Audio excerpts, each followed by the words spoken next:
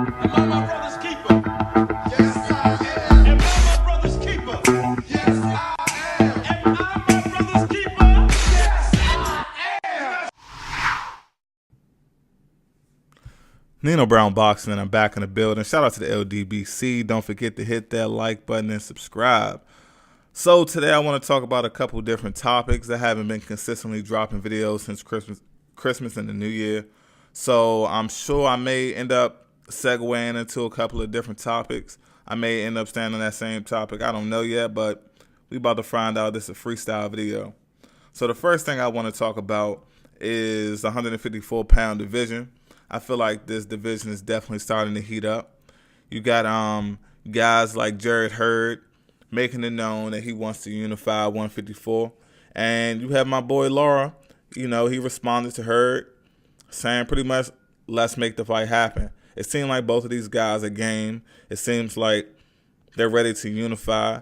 And with this fight happening, you know, it kind of puts, for me, it puts a lot of questions out there on what does a unified champion at 154 pounds, what does it does to pound for pound rankings? What does it do for the whole division, like in its entirety? Like, how does 154 start comparing to 160, heavyweight, 147, you know, all of the big divisions, all those popular divisions in boxing right now. So let's break this down. You have Jarret Hurd and you have Erislandy Lara, two guys that are completely different when it comes to, you know, their style of fighting. And I heard some people say, you know, Lara, he's older than what he's listed as. You know, Lara is listed as 34 years old, but some people think he may be in his late 30s. Like, I've even heard as old as 40. But either way it goes, we all know Lara is an extremely skilled fighter. I believe Lara should be undefeated right now. To me, he beat Paul Williams, and he definitely beat Canelo Alvarez. A lot of people, you know, they credit Canelo's body work, and I can't take that from Canelo at all. But at the same time, there's been plenty other boxing performances where people aren't credited as much for their body work, and we all know when it's a close fight, Canelo tends to get, you know, gift scorecards. But whatever, we're not talking about Canelo, we're talking about Lara. So, you know, Lara, he's about 5'9", 74-inch reach, very technical southpaw. We've seen Lara down on the canvas before, but we all know Lara has power. A lot of people like to attach the whole born label to Lara, but he's the type of guy that he fights the necessary fight to win. Like when he fought Angulo, that wasn't a born fight. That wasn't a born Lara. Like, Lara shows that he has a lot of dog in him, and that's something that, for me, I can't forget it. It's something that can't be ignored. Just because it doesn't come out a lot, people tend to forget that it's actually there. Now, the fact that Lara has dog in him and he's a great fighter, his level of opposition within the last few years or so, it's really been subpar. I mean, we have Terrell Goucher and Yuri Foreman from 2017. And, I mean, a good fight against Vanes Monterosian in last May. That was a good fight. So, overall, like right now I'm on BoxRec looking at Lara's resume, like post Canelo fight, and you have like Ishe Smith. Ishe Smith is a game guy, but you know, he's an older fighter that, in my opinion, he's like a C+ level fighter. No disrespect, but that's just where he is. You have Devin Rodriguez, and you have Jan Zinvek.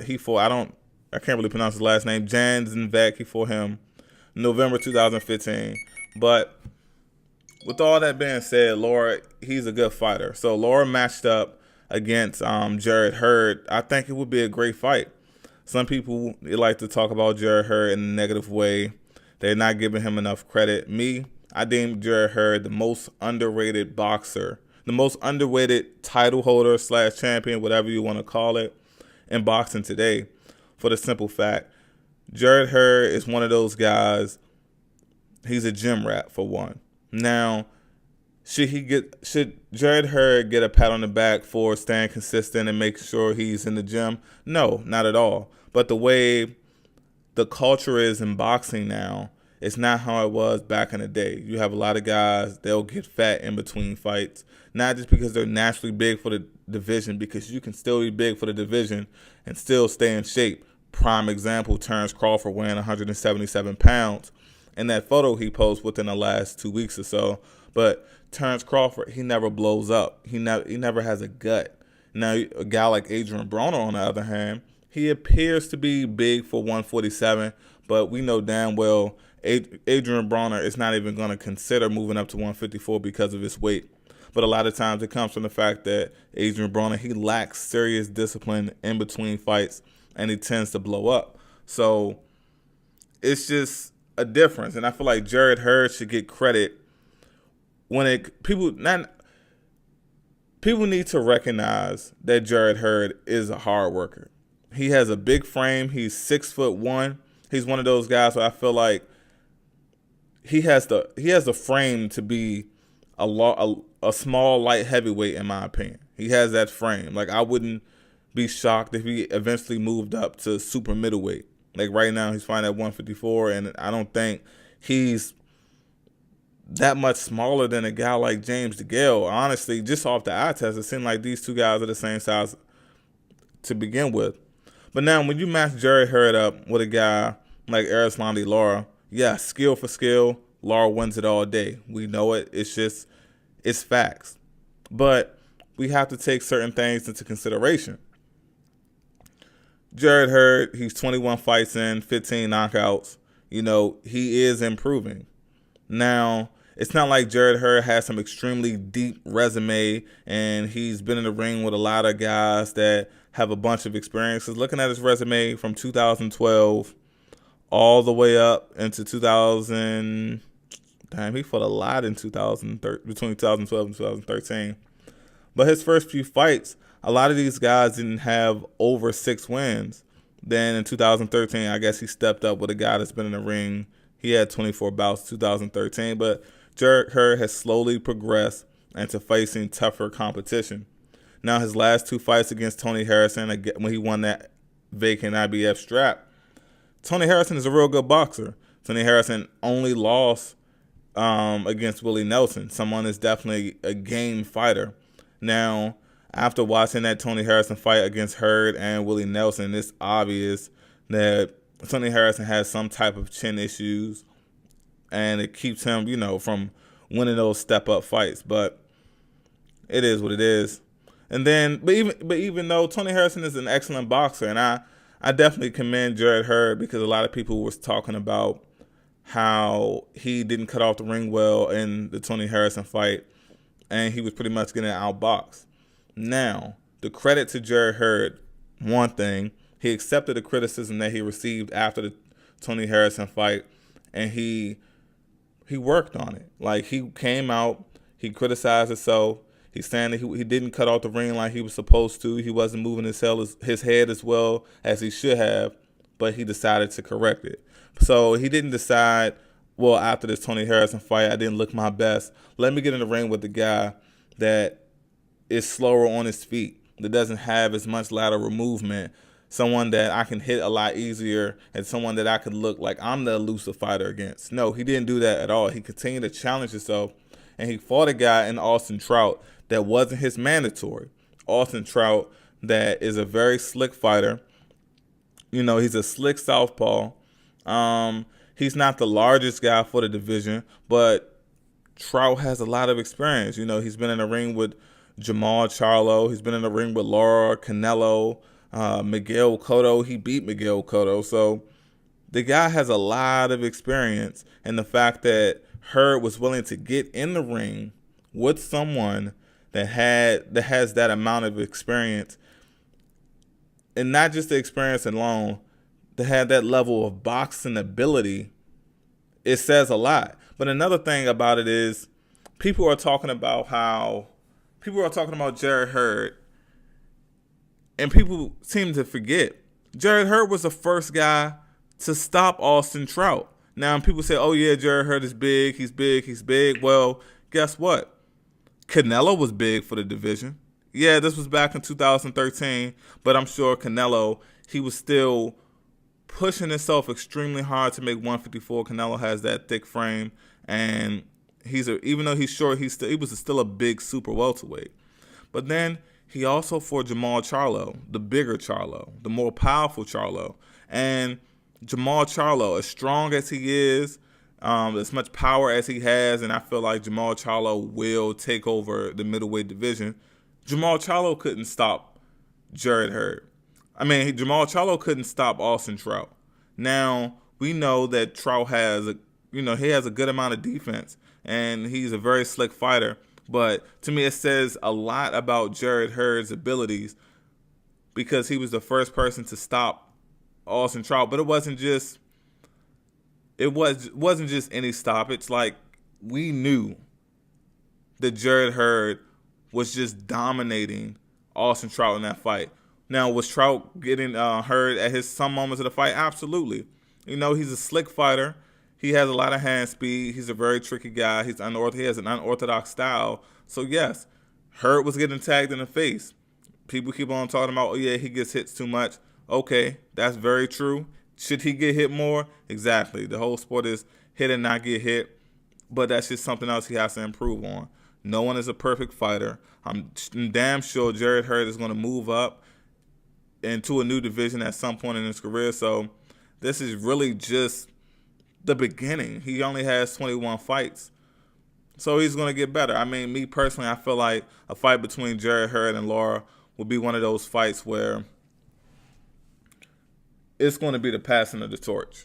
It's going to be that type of fight where Jarret Hurd is going to evolve in this upcoming training camp. Now, I don't want anyone to take this the wrong way when I say evolve. It's not going to be an overnight evolution, or him evolving is not going to because it's not going to be because of an 8-week training camp or however long it's going to be. It's going to be because this guy he has the ability, and he's mature enough to criticize himself after a performance and work at it consistently. And the fact that he's been able to consistently improve on his flaws, when he gets that step-up fight against a guy like Lara, he's going to be at a point where the training camp right before this fight, it's going to be the icing on the cake, that cherry on top that pushes him to the next level, and he's going to prove all of his doubters wrong, and everyone's going to jump on that Jarret Hurd bandwagon. Just like Billy Joe Saunders in his last fight, he changed a lot of people's mind. And, hey, I'm included in that group of people that doubted Billy Joe Saunders. Jarret Hurd is going to do the same thing if he was to get in the ring with Erislandy Lara. Now, the question is, will everyone give him his credit?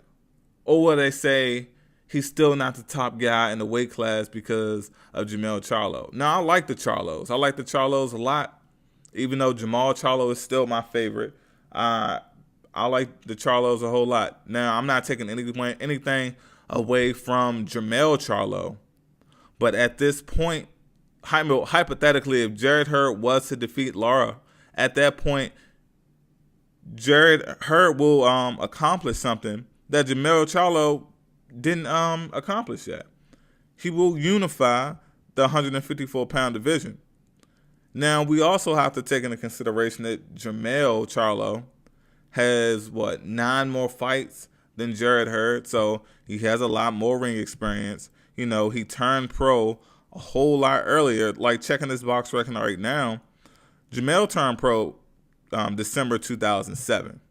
Now, Jarret Hurd turned pro September 2012. So that's like almost a little under a 5-year difference of being a pro. So they're in the same division, and you both are title holders. And if Jarret Hurd is able to upset, and what some people may believe would be an upset, he's able to upset Lara, Jarret Hurd has won up Jermell Charlo. Now, I understand that all of this is hypothetical, but right now, at this point, the fact that Jarret Hurd has openly called out Lara has responded to the call out saying that he's willing to accept. Jarret Hurd has put himself one step closer to an opportunity that Jermell Charlo hasn't had yet. So we're just going to have to see what happens. I believe that fight against Jarret Hurd and Lara, I see it as a 50-50 fight. People say, Hurd is going to have circles boxed around him. I don't see it. I mean, I believe that Lara has the ability, but I don't think that's how the fight is going to play out. Even though we just have to wait and see. But I'm standing with Hurd. I'm making my decision right now. Jarret Swift Hurd will be the first. He will be the first boxer to stop Erislandy Lara. This is Nino Brown Boxing. Shout out to the LDBC. Don't forget to hit that like button and subscribe. Peace.